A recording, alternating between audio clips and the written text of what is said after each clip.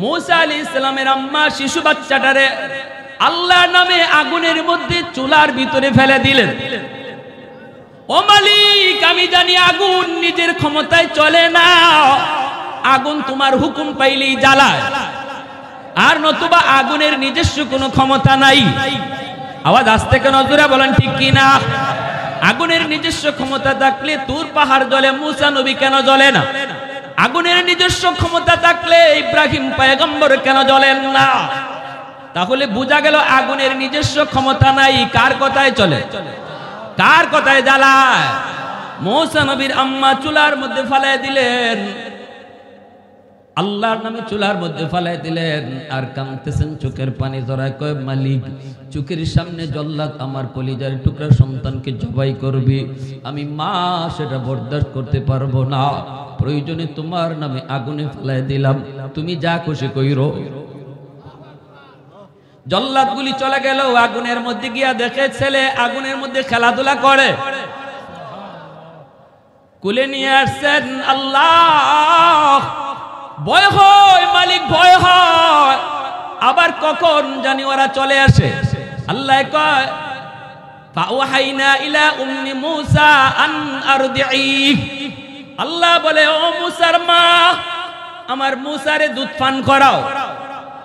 ফাইযা খিফতি আলাইহি ফালকিহি feel yummy ওয়ালা তাখাফি ওয়ালা তাহজানি ইন্না রাদুহু ইলাইকি ওয়া জাইলুহু মিনাল মুরসালিন।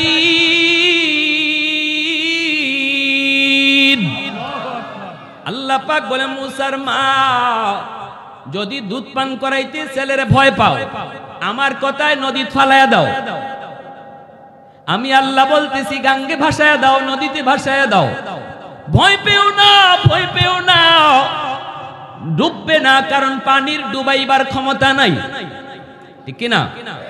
ভয় পেও না, আমার কথা মতো যদি গাঙ্গে ফালায়া দাও, আমাকে খুশি করার জন্য নদীতে ফালায়া দাও, লস হবে না লাভ হবে।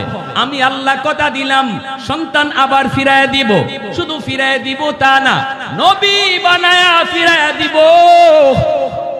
ইন্না রাদুহু ইলাইকি ওয়া জাইলুহু মিনাল মুরসালিন, শুধু ফিরায় দিব তা না, লাভও দিব, লাভ ফিরায় দিব তা না, লাভ সহ দিব, নবী বানায় দিব। আল্লাহর কথার উপরে ইয়াকিন কেমন ছিল মার। নদীতে ভাসায় দিলেন কাঠের বাক্সের মধ্যে। এইদিকে মা মেয়েটাকে বলতেছে, মারি তুমি একটু নদীর পারে পারে যাইবা, তোমার ভাইয়া কোন দিকে যায় তুমি একটু শুধু খেয়াল রাখো। বোন নদীর পারে, মূসা নবী নদীর পানিতে, কাঠের মধ্যে তিনি ভাসতেছে, মা ভাসায় দিছে। এইবার আল্লাহ পাক কয়, রে নীল দরিয়া শুন, তোর মধ্যে কে আসছে জানোনি? আমার একজন পয়গম্বর, আমার একজন বন্ধু তোর মধ্যে আসছে। তুই পানি কি নিজেই ডুবাও নাকি আমার হুকুমে ডুবাও? ও মালিক, তোমার হুকুমে আমি করি, তোমার হুকুম ছাড়া নড়ি না। আল্লাহ কই যদি এমনই হয় তাহলে আমার মূসাকে তুই ডুবাবি না, বাসায় রাখবি। আর স্রোত যেই দিকে চলে এই দিকে নিবি না, স্রোতের উল্টা চালাবি। কোনো কিছু নদীর পানিতে যদি সারা হয় তাহলে স্রোতের তালে তালে যায়, কিন্তু মূসা নবীর বাক্স স্রোতের উল্টা চলছে।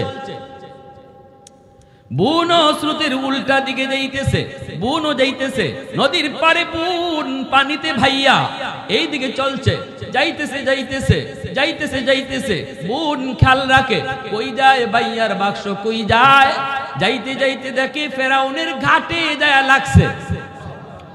ফেরাউন হলো নদীর স্রোতের উল্টা এর বাড়ি, মূসা নবীর বাড়ি থেকে ফেরাউনের বাড়ি হলো স্রোতের উল্টা, এজন্য বাক্স যাইতেছে উল্টা। সুবহানাল্লাহ, জোরে কোন না। আসিয়া নদীর ঘাটে আসছেন, আয়েশা যখন দেখেন বাক্স একটা লাগানো, আসিয়া বাক্সটারে উঠাইলেন, উঠে যখন বাক্স খুললেন, ফেরাউনের বিবি আসিয়া খুইলা দেখে পূর্ণিমার চাঁদের চেয়েও সুন্দর একটা সন্তান। দেখা তো মায়া লেগে গেল, লাগবে তো মায়া। আল্লাহ যেই যুগে যাকে নবী বানান ওই যুগে তিনি হন সবচেয়ে সেরা সুন্দর।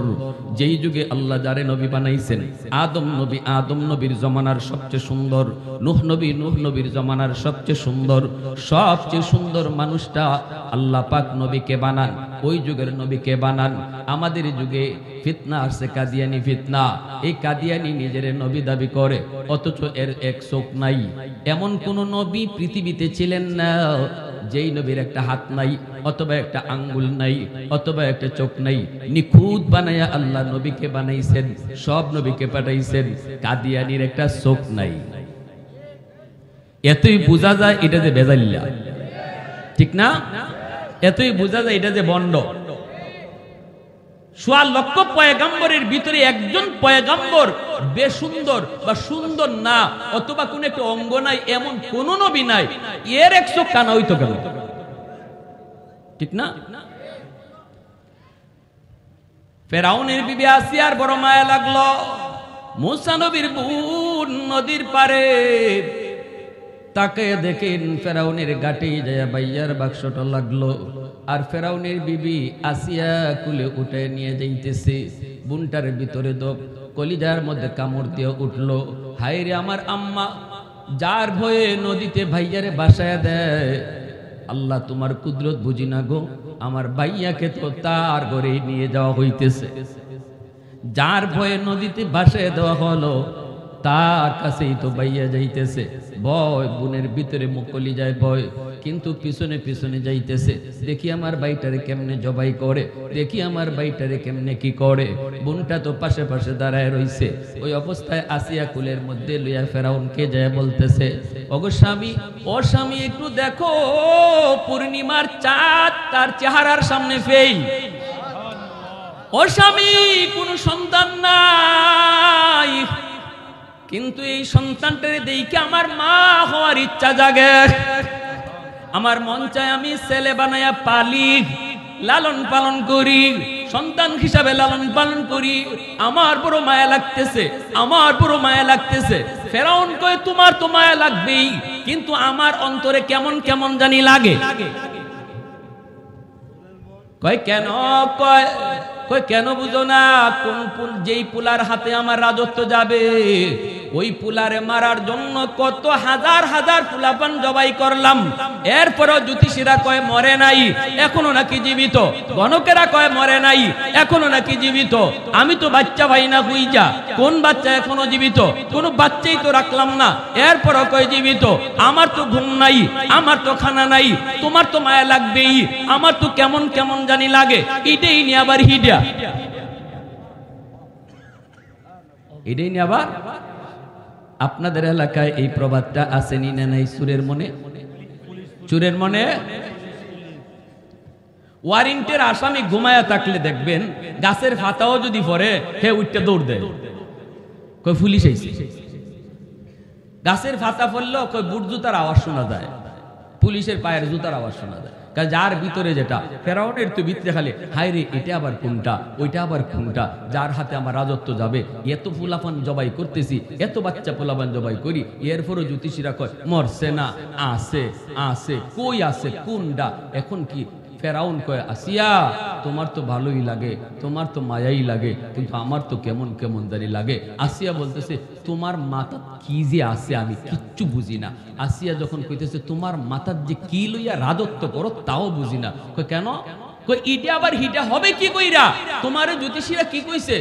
কই এই পুলা কোন এলাকায় তার জন্ম? কইছে বনি ইসরাইলের। কইতে বনি ইসরাইলের পুলা ইগানে আইব কি কইরা? নদীর স্রোত তো উল্টা, যদি বনি ইসরাইলের পুলা গাঙ্গে বইরা থাকে, স্রোতের তালে তালে যাবে ওই দিকে, এদিকে আসবে কি কইরা? ফেরাউন কই, হ, আমি তো এটা বুঝি নাই। আল্লাহ কয়, তোমারে খালি দর্শিয়াম না, এখন তো খেলা শুরু মাত্র, ঠিক কিনা? আমি যারে বাঁচাইতে চাই, তুমি তারে মারতে চাও, তো এবার দেখো আমি আল্লাহর সাথে টক্করটা কেমন হয়, ঠিক কিনা? মনোযোগ কার কার আছে একটু হাত উঠে আল্লাহকে দেখান। আল্লাহ কবুল করো, জোরে বলি আমিন, আরো জোরে কোন আমিন। ফেরাউন কয়, হ, তোমার কথায় যুক্তি আছে, এই বাচ্চা বনি ইসরাইলের হতেই পারে না। ঠিক আছে, তাহলে রাখো, পালো, অনুমতি আছে আমার। আসিয়া কইছেন মায়া লাগে, আর ফেরাউনে প্রথমে দেখেই কইছে আমার কেমন কেমন লাগে, ঠিক না? পবিত্র কোরআনের মধ্যে আল্লাহ এই কথা নিয়ে আসছেন। রাইসুল মুফাসসিরিন আসিয়া যে বলছেন আমার দেখে মায়া লাগে, নবীর চেহারা দেখে বলছেন মায়া লাগে, এই কথাটারে আল্লাহ বড় পছন্দ করেছে। এই কথার কারণে আল্লাহ বিবি আসিয়াকে দৌলতে ঈমান আল্লাহ দান করেছে।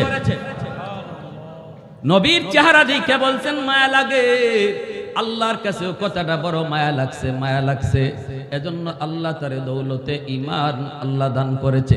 ফেরাউন কইছে আমার মায়া লাগে না, কেমন কেমন লাগে। এজন্য ফেরাউনের দৌলতে ঈমান নসিব হয় নাই, জাহান্নামী হয়েছে। রাইসুল মুফাসসিরিন আব্দুল্লাহ ইবনে আব্বাস রাদিয়াল্লাহু তাআলা আনহু তিনি বলেন যে এই যুগে নবী থাকবে না, কিন্তু নবীর ওয়ারিস উলামায়ে কেরাম থাকবে, হাফেজ কোরআন থাকবে, মসজিদের ইমাম থাকবে, মাদ্রাসার উস্তাদ থাকবে, যাদের সিনায় কোরআন, যারা নবীর ওয়ারিস। ওই যুগে কোনো মানুষ যদি কয় উলামায়ে কেরামকে দেখলে আমার বড় মায়া লাগে, আল্লাহ পাক তাকেও বিবি আসিয়ার মতো দৌলতে ঈমান সাথে দিয়া কবরে নিবে।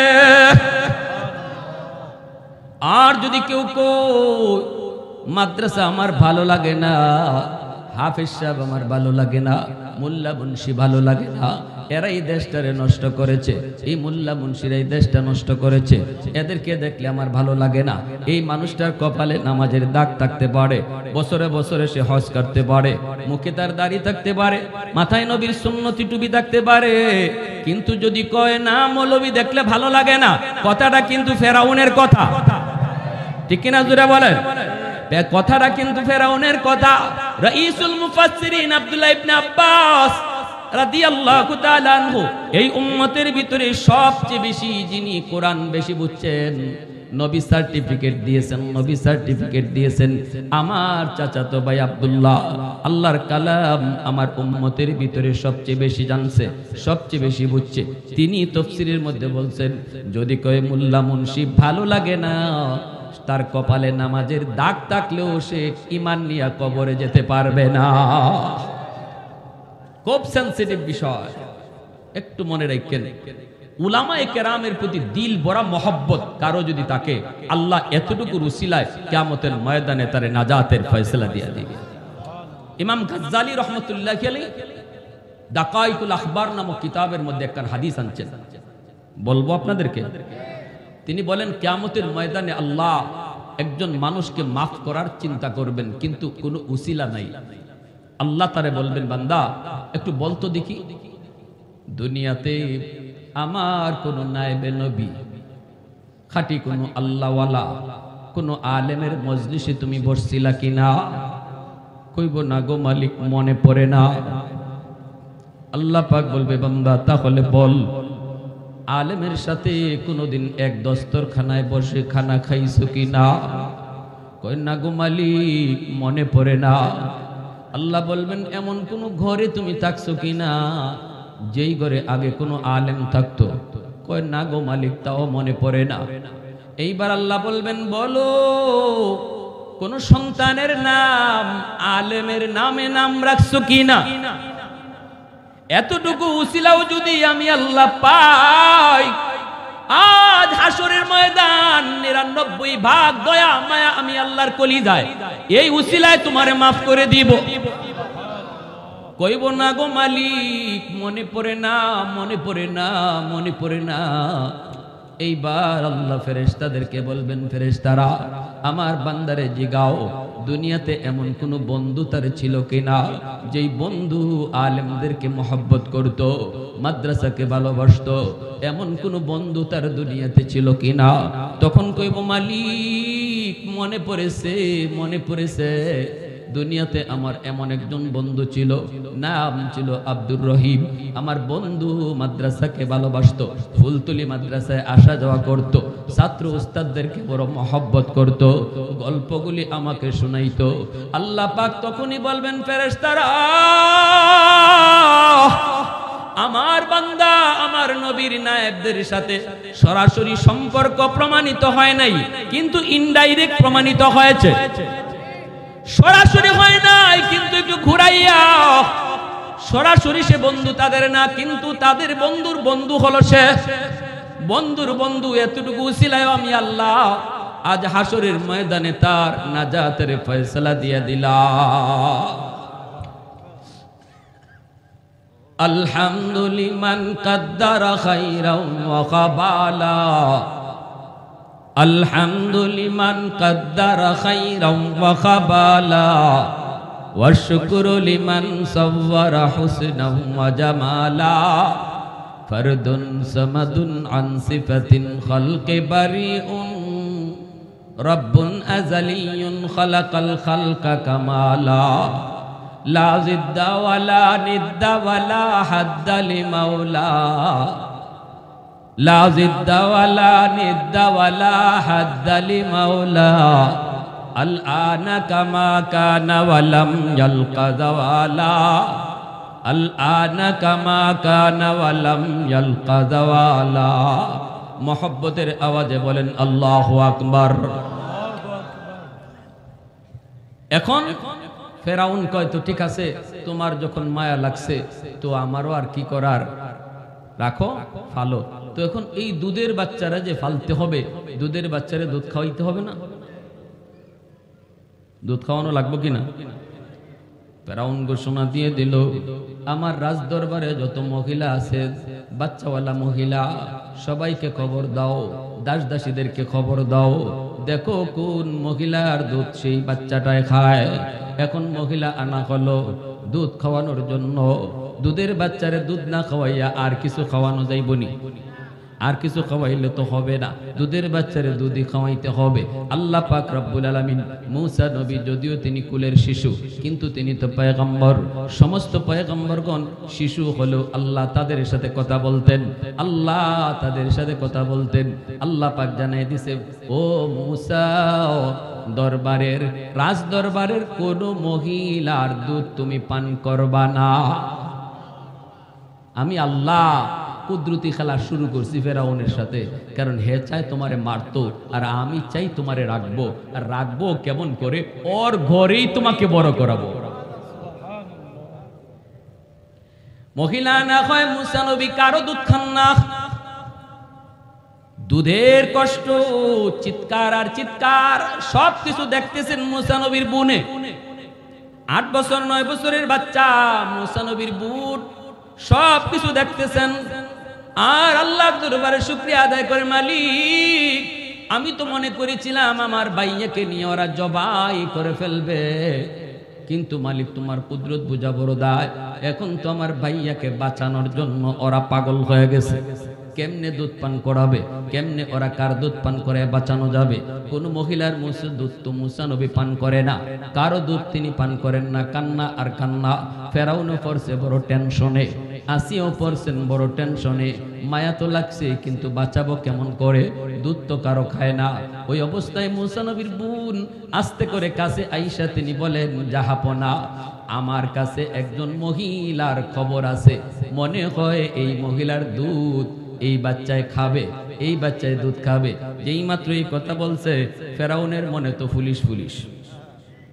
ফেরাউনের মনে, ফেরাউনকে এদিকে তুই কেমনে বুঝলি যে ওই মহিলার দুধ এই বাচ্চা খাইব? তাহলে কি তুই এই বাচ্চার মা কেডা এটা মনে হয় তুমি জানো? তুমি কি এই বাচ্চার মা কে এটা জানো? বাড়ি কোথায় তোমার? মূসা নবীর বোন কয়, আমার বাড়ি বনি ইসরাইল। কয় ইন্না আলিল্লাহ, এত আরো কলিজা কাই করছে। কয় তাহলে কি বাচ্চার বাড়িও বনি ইসরাইল? বাচ্চার মার খবর তুমি বলতেছো নাকি? মূসা নবীর বোন যদিও ছোট্ট, তাফসীরের কিতাবের ভিতরে লিখেন আল্লাহ কত বুদ্ধি দিয়ে দিছে। ছোট্ট মেয়েটা বুদ্ধি খাটায় কয়, না জাহাপনা, মায়ের কথা বলি নাই।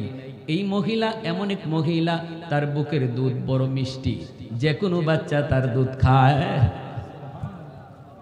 সুবহানাল্লাহ কইবেন না? এই বুদ্ধিটাও বাচ্চার ব্রেনে দিয়ে দিছে কে?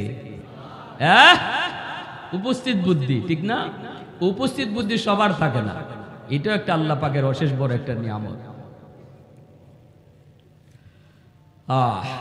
ফখরে বাঙ্গাল রহমতুল্লাহি আলাইহি এক লোকে কয়, হুজুর ওই যে মানুষ আপনাদের কাছে ফু চায়, আর আপনারা কি ফরেন না ফরেন আল্লাহই জানে।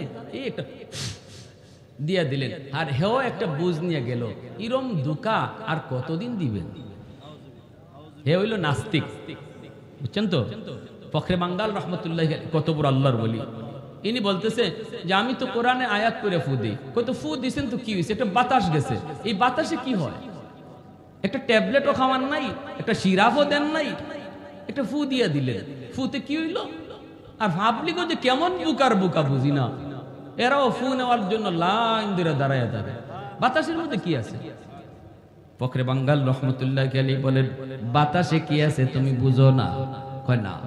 কয় তাহলে আমি তোমারে বুঝাই, বাতাসে কেমন আছে? কয় বুঝান। ফখরে বাঙ্গাল বলে, বুঝবা কি কইরা? তুমি তো জারর সন্তান, তোমার তো বাপের ঠিক নাই। এই কথা কইতেই তো তার গোসায় শরীর ফুলে গেছে, চেহারা লাল হয়ে গেছে, হাত পা গুছাইতেছে, আল্লাহর অলিকে মারবে। মানুষজন জমা হয়ে গেছে তার চিল্লানিতে। মানুষেরা কয় কি হয়েছে? কই মৌলবী আমারে গালি দিছে। হুজুর আপনি কি কইছেন? হুজুর কয় আমি গালি দেই নাই, তারে বুঝাইছি। কি বুঝাইছেন? ও বলতেছিল বাতাসে কিছু হয় না, বাতাসে যে কিছু হয় আমি বুঝাইছি। দেখেন তার চেহারা লাল হয়ে গেছে, বডিটা ফুলে গেছে, অথচ আমি তারে মারি নাই, কোনো ট্যাবলেটও খাওয়াই নাই, সিরাপও খাওয়াই নাই, একটা বাতাস ছাড়ছি। বাতাস কিসের বাতাস? কয় গালির বাতাস। বাতাসটাও হলো একটা নাপাক গালির বাতাস। নাপাক একটা গালির বাতাসে যদি তার চেহারার রং বদলায় দেয়, আমার মালিকের কালাম পইরা ফু দিলে এই বাতাসে কি আসর হয় তারে বুঝাইলা। কথাটা বুঝে আসছে ভাই? এর নাম হইল উপস্থিত বুদ্ধি। উলামায়ে কেরামকে আল্লাহ দুনিয়া আখিরাতের জ্ঞান দেয়া রাখছেন। এজন্যই মুঘল সম্রাট যতজন ছিল প্রত্যেকেই খাস খাস পরামর্শদাতা একজন আলেমকে রাখত, আলেমদের পরামর্শে চলত। না আমাদের পুরা কপাল, আমাদের দ্বারা এটা হবে না। আমাদের জমানায় হয়েছে আরে মোল্লারা কিছু নেই, মোল্লাদের বিরুদ্ধে যত অপপ্রচার, যত দূরে রাখা যায়, এমনকি মানুষ থেকেও যত দূরে রাখা যায়, যার কারণে গজবের পর গজব। ঠিক কিনা? আলেম ওলামা কখনো সরকারের বিরোধী না, আলেম ওলামা কখনো জনগণের বিরোধী না, আলেম ওলামা বিরোধী দলেরও বিরোধী না, আলেমরা সবার বন্ধু।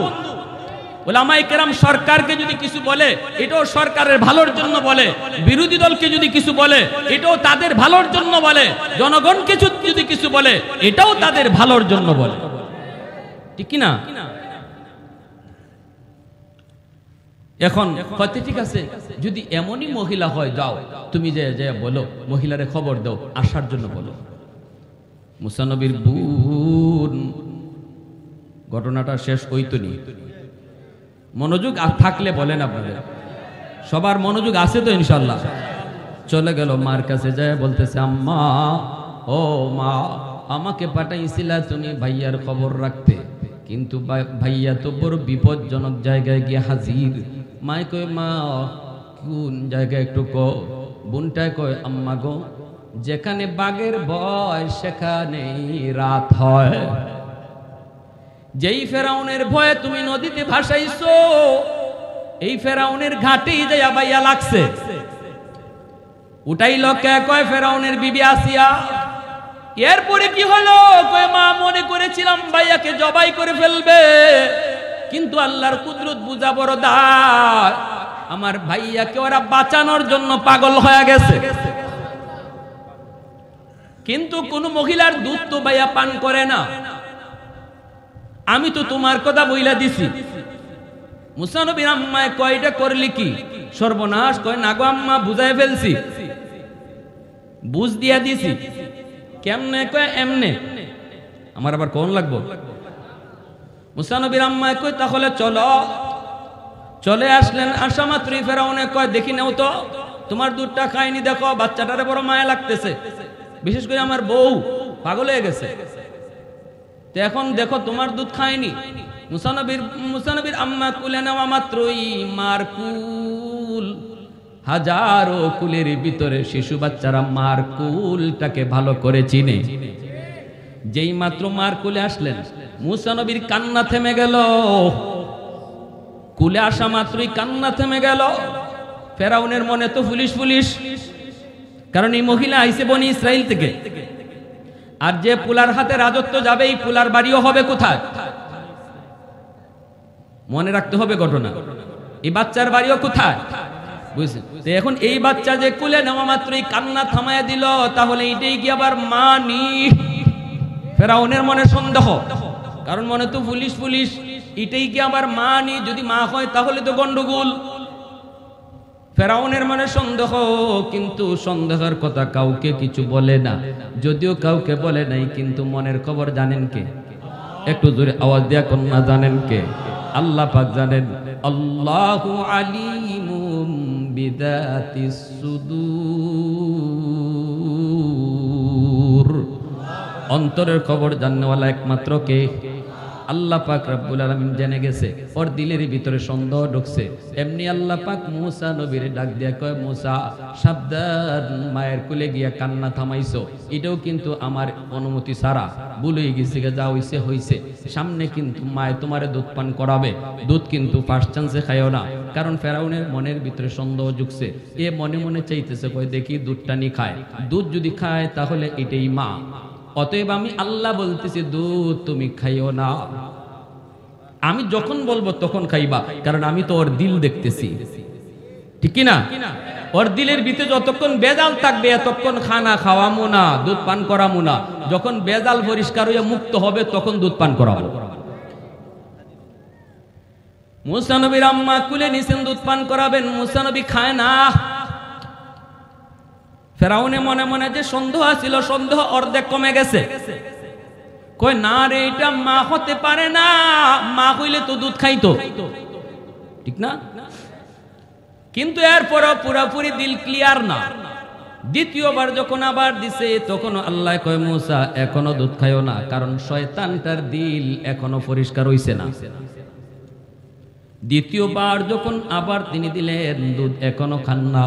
এখন ফেরাউনে কয় না, এটা মা হতেই পারে না, মা হইলে তো দুধ পান করতো। এখন ফেরাউনে মনে মনে ভাবতেছে, হায় রে, এই মহিলার দুধও যদি পান না করে তাহলে বাচ্চাটারে বাঁচাইব কেমন করে? এই মহিলার দুধ তো নাকি মিষ্টি, সমস্ত বাচ্চারাই খায়। হায়, যদি মহিলার দুধটা পান করত তাহলে তো কোনো রকম বাঁচানো যাইতো। যখনই দিলের ভিতরে এমন বাপটা আইছে, এই বাপটা জানছেন কে? তখনই আল্লাহ কয়, মুসা এখন যখন মা দুধ পান করাইতে যাবে, ভালো কইরা দুধ খাইও। ওর দিল পরিষ্কার। এখন হে আরো মনে মনে চাইতেছে, যদি মহিলার দুধটা খাইতো তাহলে তো কোন রকম বাঁচানো যাইতো। হায় রে, নাইলে নিমু কই পালমু কি কইরা। তৃতীয়বার যখন মা দুধ দিছে, মুসা নবী দুধ পান করা শুরু করে দিছে। ফেরাউন কয়, আহ ভগবান, জানটা তুমি বাঁচাইলা। আল্লাহ কয়, বাঁচাইছি না, খারাপ, সামনে না দেখবি। হের মনে এখন শান্তি। এখন আল্লাহ পাক রব্বুল আলামিন কয়, ঠিক আছে। এখন মুসা নবীর আম্মারে ফেরাউনে প্রস্তাব দেয়, ও মহিলা শুনো, এত বাদশা পাওয়ার আছে, বুঝেন না? কয় তুমি আর তোমার বাড়িতে থাকতে হবে না, তুমি আমার রাজ দরবারে চলে আসবা। তোমার জন্য ওই রুম বরাদ্দ, এখানে তোমার জন্য 2 জন কর্মচারী থাকবে, 2 জন বান্দি থাকবে। ওরা তোমার কখন কি লাগবে সব তোমাকে আইনা দিবে, তেল পানি সাবান সব তোমার ফ্রি। তুমি এখানে থাকবা আর বাচ্চাটারে খালি দুধ পান করাইবা। আল্লাহ পাক কয়, রে মুসার মা, অন্তরে ইলহাম করে দিছে আল্লাহ, ও মুসার মা, এই প্রস্তাবে রাজি হইও না। কারণ ওর দরবারে আইসা দুধ পান করাইলে যে কোনো সময় বিপদ ঘটতে পারে, মা ছেলের সম্পর্ক প্রমাণ হয়ে যেতে পারে। তুমি এই প্রস্তাবে রাজি হইও না। মুসা নবীর আম্মায় কয়, অসম্ভব, আমি আমার বাড়িঘর তৈয়া তোমার দরবারে আসতে রাজি না। ফেরাউন কয়, তো আমি বাচ্চা ফালমু কি কইরা, রাখমু কি কইরা? মুসা নবীর আম্মায় কয়, তো আমি কি জানি, তোমার বাচ্চা তুমি কেমনে ফালবা, কিভাবে বাঁচাইবা, এর জন্য আমার কি? ফেরাউন কয়, তোমার দুধ ছাড়া তো আর কারো দুধ খায় না। মুসা নবীর আম্মায়, তো আমার কি, এর জন্য কি আপনার দরবারে এসে আমার থাকতে হবে নাকি? ফেরাউন কয়, তাও তো ঠিক, তাহলে তুমি এক কাম কইরো, সকাল বিকাল আইসা বাচ্চাটারে দুধ পান করায় দিয়ে যাইও। মুসা নবীর আম্মাকে আল্লাহ কয়, মুসার মা, এই প্রস্তাবেও রাজি হইও না, কারণ ওর সামনে কখনো দুধ পান করানো যাবে না, বিপদ। মুসা নবীর আম্মা কই, এটাও পারবো না, আমার টাইমই নেই। সকাল বিকাল আইসা আপনার বাচ্চারে দুধ খাওয়াই যাইমু, এই টাইমটাই আমার নাই। ফেরাউন কই, বললাম তো বিপদ। কত এখন কও তুমি কও এই বাচ্চারে আমি পালমু কি কইরা, বাচ্চারা তো বাঁচাইতে চাই, তোমার দুধ ছাড়া তো কারো দুধ খায় না, তো তুমি কও কেমনে কি করি। তখনই মুসা নবীর আম্মারে আল্লাহ শিখাই দিছে। মুসা নবীর আম্মায় কয় একটা পথ আছে। কয় কি পথ? কয় পথটা হলো বাচ্চা আমার সাথে আমার বাড়িতে দিয়া দাও, দুধ খাওয়ানোর বৎসরগুলি আমি তারে দুধ পান করাবো, মাসের মাস তুমি বেতন অ্যাকাউন্টে ফাটাইবা। ওই বুঝছেন, আমি দুধ পান করাবো, আমার বাড়িতে নিয়ে বেতন পাঠাইবা তুমি। এই প্রস্তাবটাই শুধু একমাত্র আছে সমাধানের, দেখো তুমি পারো কিনা। ফেরাউনে কয় এটা ছাড়া তো আর পথও দেখি না। ঠিক আছে, তুমি বাচ্চা লইয়া তোমার বাড়িতে যাও, অ্যাকাউন্ট নাম্বার আমাকে দিয়ে দাও, মাসের মাস তোমার অ্যাকাউন্টে টাকা পৌঁছে যাবে। মূসা নবীর আম্মা মূসাকে কোলে নিয়ে নিজের সন্তানকে লইয়া বাড়ির দিকে রওনা দেয়।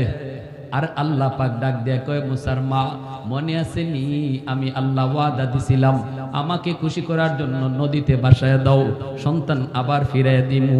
শুধু ফিরায় দিমু তা না, নবী বানায় ফিরায় দিমু। দিছি নি আমি আল্লাহ, কেমনে ফিরায় দিছি? খালি ফিরায় দিছি তা না, বেতন সহ ফিরায় দিছি। আগে তো তুমি বাচ্চারে দুধ খাওয়াইতা, বেতন দিত কেডা? কিন্তু এখন বাচ্চারে দুধও খাওয়াইতেছো, মায় খাওয়ায় নিজের বাচ্চারে দুধ আর বলদে বেতন দেয়।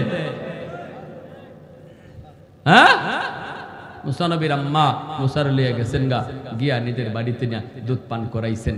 ফেরাউন ওই অবস্থায়, ফেরাউনের কাছে থাকা অবস্থায় মুসা নবীর একদিন ফেরাউনের কোলের মধ্যে নিছে। কই দেখি ফুলাটারে, আমার বউ যখন এত মায়া করে, দেখতে তো আসলে মায়াই লাগে। কোলে নিয়ে একটু আদর দিক করতে চাইছে, কিন্তু নবীগণ যদিও ছোট, কিন্তু আল্লাহ তাদেরকে বুঝতো দিয়া রাখছে। ফেরাউন যখন চুমা দিতে গেছে গালে, মুসা নবী গালটা আস্তে করে সরায় ফেলছে। কইরে নাপাকের নাপাক, তুই তোরে খোদা কও আর আমার গালে তুই চুমা দিবি, ইম্পসিবল, হইতেই পারে না। গালটা সরাই ফেলছেন। ফেরাউনের চুমা বাতাসও দিছে। এখন ফেরাউন তো লজ্জা পাইছে, বড় লজ্জা। কিরে, আমার কুলে থেকে আমার চুমা নিল না। এরপরে খালি নিছে না তা না, ফেরাউনের কুলো বইয়া এই হাতটা বাড়াইয়া ওর গালের মধ্যে কষাইয়া চর মারছে। ফেরাউন চোর খাইয়া বিবি আসিয়ারে ডাক দিছে, আসিয়া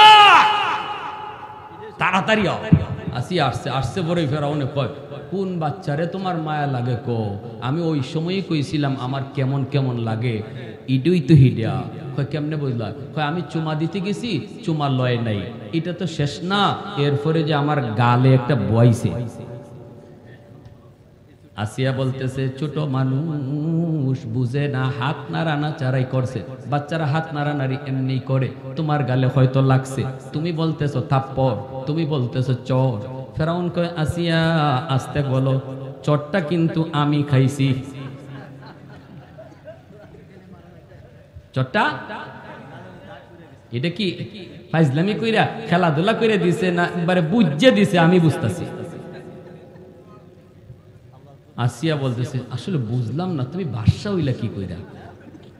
একটা ছোট মানুষ, হে তোমার এমন জোরে চর দিয়া দিল। আসিয়া আমি এখনো টের পাইতেছি, একবার 100% জানলে বুঝে চরটা দিছে আমারে। আসিয়া বলে না বুঝে না। ফেরাউন কয় না বুঝে। আসিয়া কয় না বুঝে না। ফেরাউন কয় বুঝে। এখন লাগছে স্বামী স্ত্রীর মাঝে দ্বন্দ্ব, এই বাচ্চায় বুঝেনি না বুঝে না। পরীক্ষা হইতো, কেমনে পরীক্ষা? ওই জায়গায় আগুন রাখো, আগুনের ওই যে আংরা লাল হয়ে রয়েছে, আর আরেক জায়গায় স্বর্ণের টুকরা, কালার দিওটা প্রায় একরকম, এক জায়গায় রাখো, বাচ্চারা ছেড়ে দেও, দেখি বাচ্চা কোন জায়গায় গিয়ে হাত দেয়। আগুনে যদি হাত দেয় বোঝা গেল বুঝে না, চটটাও না বুঝেই দিছে। আর স্বর্ণে যদি হাত দেয় বোঝা গেল সব বুঝে, চটটাও বুঝেই মারছে। কঠিন এক পরীক্ষা মুসা নবীর সামনে। ছোট্ট বাবুরে ছেড়ে দিছে। মুসা নবী তিনি তো বুঝদার, যদিও শিশু বুঝে এটা আগুন, এটা স্বর্ণ, স্বর্ণের দিকেই মুখ দিছে। আসিয়ার কলিজা তো কাঁপতেছে, হায় রে, স্বর্ণের দিকেই তো মন মনে হইতেছে যাইতেছে। তিনি তো স্বর্ণের দিকে মুখ দিয়া দিছে, যাইতেছে যাইতেছে স্বর্ণের দিকে। আর ফেরাউনে আসিয়ার দিকে টিটকারি দিয়া কয়, ওই যে যায়। একটু পরেই বুঝবা আমারে চটটা বুঝিয়ে দিছে না না বুঝিয়া। আগুনের কাছে না স্বর্ণের কাছে যাইয়া স্বর্ণে হাত দিয়া দিবে এমনি আল্লাহ কই, জিব্রাইল আমার মুসা কিন্তু ফেস লাগাই দিতেছে। হাত দিবে স্বর্ণের দিকে, আর তুমি জিব্রাইল হাত নিয়ে আনিবা আগুনে। কারণ আমার কুদরতের খেলা ফেরাউনের সাথে আরো রইছে। এখানে শেষ দিলে হবে না। মুসা নবী হাত বাড়াইছেন আর জিব্রাইলে আমিন অদৃশ্য থেকে হাতটা আগুনে দিয়ে দিছেন। আর এতটুকু বোঝানোর জন্য যে শিশু বাচ্চা বুঝে না, এটা ভালো করে ওর দিলের ভিতরে ইয়াকিন আনানোর জন্য বাচ্চাদের যে একটা অভ্যাস আছে, এই অভ্যাসটাও তিনি আল্লাহ করায় নিছেন। কেমনে? বাচ্চারা দেখবেন কোনো কিছু ধরলেই মুখে নিয়ে নেয়। এটা ফাঁক না নাফাক, এটা খাওয়ার জিনিস না খাওয়ার জিনিস না, এটা কি বাচ্চারা বুঝে? তো দেখবেন ধরছে, মুখো দিয়ে দিছে। মুসা নবীও আগুনের আংরাটারে হাতে লইয়া মুখো, ডাইরেক্ট মুখো। আর ওই মুখো দেওয়ায় জিব্বার আগাটা জইলা গেছিল, যে কারণে সারা জীবন মুসা নবীর কথা একটু বাস্তব, কথা ক্লিয়ার হইতো না।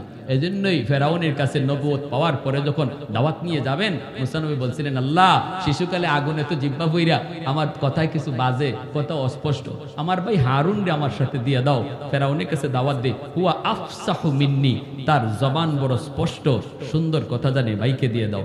ওই যে জিব্বা ফুরছিল, আসিয়া দৌড় দিয়ে গিয়া কুলে লইয়া কয়, জিব্বা থেকে তাড়াতাড়ি এই আংরাটা ফালাইয়া বিবি আসিয়া কুলে নিয়ে আদর করতেছেন। আর এরকম হইছিলাম নি ফুলাটা বুঝে না, এখন মুখ পুড়ছে নি। ফেরাউন কয়, আল্লাহ আমি তো সব জায়গাতে ধরা খাই, সব জায়গাতে ধরা তো খাই ভাই, আল্লাহর ধরা, এর উপরে কোনো ধরা নাই, ঠিক না? আল্লাহ যারে ধরে এর সকালেও জানে না 1 ঘন্টা পরে কি হইতেছে, ঠিক না? তুমি মনে করতেছো 40 সাল, 50 সাল, 60 সাল, আর আল্লাহ জানে তোমার টাইম 1 ঘন্টা, ঠিক কিনা? 1 ঘন্টা। আল্লাহ ধরে না, ধরলে আল্লাহ ছাড়ে না। আমার ভাইরা, জন্য বলছিলাম, আমি আপনিও যদি আমার সন্তানকে আল্লাহকে খুশি করার জন্য, মানুষ বলতেছে সন্তান মাদ্রাসায় দিছো না, গাঙ্গে ভাষায় দিছো, আপনি বলবেন হোক, আমার আল্লাহ যদি খুশি থাকলে মাদ্রাসায় দিলে যদি গাঙ্গে ভাষানো হয়, আল্লাহকে খুশি করতে গাঙ্গেই ভাষায় দিলাম। মুসা নবীর আল্লাহ ফিরত দিছেন মার কুলে নবী বানায়া, আর আপনার সন্তানরে আল্লাহ ফিরত দিবে আপনার কুলে নবীর ওয়ারিস বানায়া। মুসা নবীরে মার কুলে দিছে নবী বানায়া, আর আপনার সন্তানরে আপনার কুলে আল্লাহ ফিরাইয়া দিবে নবীর ওয়ারিস বানায়া, নবীর ওয়ারিস বানায়া। বলুন আল্লাহর কথা মতো চললে লস না লাভ? এই ছেলেটা, যেই ছেলেটার মাথায় আজকে পাগড়ি পরাইলাম, আজকে দুনিয়ার মানুষ আমরা তার পাগড়ি পরানো দেখলাম, কিয়ামতের ময়দানে আল্লাহ পাক রব্বুল আলামিন একটা মুকুট হাতে নিয়ে আল্লাহ কিছু মানুষকে অপেক্ষা করবে। কোন মানুষটার মাথায় আল্লাহ পাক এই মুকুটটা পরাবেন? নবীর বাবা যায় বলবে, আল্লাহ আমি অমুক নবীর বাবা। আল্লাহ পাক বলবে, আমি তোমাকে খুঁজি না। আরেকজনে কইব, আল্লাহ আমি অমুক নবীর মা। আল্লাহ বলবেন, আমি তোমাকেও খুঁজি না। আরেকজনে যায় কইব, আল্লাহ আমি অমুক হাফেজে কোরআনের মা, আমি অমুক আলেমের বাবা। আল্লাহ বলবেন, আমি তো তোমাকেই খুঁজতেছি। মান কারাআল কুরআন ওয়া আমিলা বিমা ফীহি উলবিসা ওয়ালিদাহু তাজান ইয়াউমাল কিয়ামাহ দাউহু আহসানু মিন দাউইশ শামস। এই পাগড়িটার, এই মুকুটটার পাওয়ার হবে সূর্যের চেয়েও বেশি। দুনিয়ায় আপনার সন্তানের মাথায় পাগড়ি পরাবে দুনিয়ার মানুষ, কিন্তু এই হাফেজ সাহেবের বাপ মার মাথায় পাগড়ি পরাইবেন আল্লাহ নিজের হাতে। একটু আওয়াজ দিয়া কোন না সুবহানাল্লাহ। হাসুরবাসী মানুষজনে কইব, কে সে? তার পাগড়ি, তার মুকুটের পাওয়ার এত বেশি। আরেকজনে কইব, চিনো না, আমাদের এলাকার হাফেজ সাহেবের আম্মা, অমুক হাফেজ সাহেবের মা, অমুক আলেমের আব্বা, অমুক আলেমের মা। এইভাবে হাসরের ময়দানে আল্লাহ পরিচিতি দিবে। সুবহানাল্লাহ জোরে বলেন। তাহলে আলেমের বাবা, হাফেজের বাবা, হাফেজের মা হওয়ার দ্বারা লাভ আসেনি না নাই? ও ভাই, লাভ আসেনি না নাই? ওরে যুবক, দুনিয়া বেশি দিনের না, যে কোনো মুহূর্তে তোমাকে আমাকে বিদায়ের ডাক চলে আসবে। যদি সন্তানটারে আলেম বানাও, হাফেজ বানায় যাও, তাহলে দেখবা বাবার কবরটা দেখলেই দূর থেকে সূরা ইয়াসিন পড়া শুরু করবে। আর যদি সন্তানটারে তুমি দিন না শিখায় যাও, বন্ধুদেরকে নিয়ে তোমার কবরের পাশ দিয়া গান গেয়ে গেয়ে বাজারে চলে যাবে। সন্তান জন্ম দেওয়ার অর্থ টাকা কামাই করে খাওয়ানো নয়। সন্তান জন্ম দেওয়ার অর্থ হলো আমার সন্তান যেন আখিরাতের উসিলা হয়, আখিরাতের ফুজি যেন হয়। এটা হবে বাপ মার টার্গেট। আল্লাহ আমার খালি সন্তান দিও না, আমারে নেক সন্তান দিও। দোয়া কখনো সন্তানের জন্য করতে নাই, নেক সন্তানের জন্য দোয়া করতে হবে, ঠিক কি না? রব্বি হাবলি মিনাস সালিহিন, আল্লাহ আমি সন্তান চাই না, নেক সন্তান চাই, এমন সন্তান চাই যেই সন্তান আমার আখিরাতের নাজাতের উসিলা হবে। এমন সন্তান দিও না যে সন্তান আমার আখিরাতের জন্য বিপদ হবে। এই হবে বাপমার দোয়া। অতএব আপনাদের এলাকার জন্য, আপনাদের এই মাদ্রাসা হলো এলাকার জন্য রহমত। আল্লাহ এই মাদ্রাসার উসিলায় এলাকার ঘরে ঘরে যেন আল্লাহ হাফেজ আলেম আল্লাহ কবুল করে নেয়। সবাই বলেন আমিন।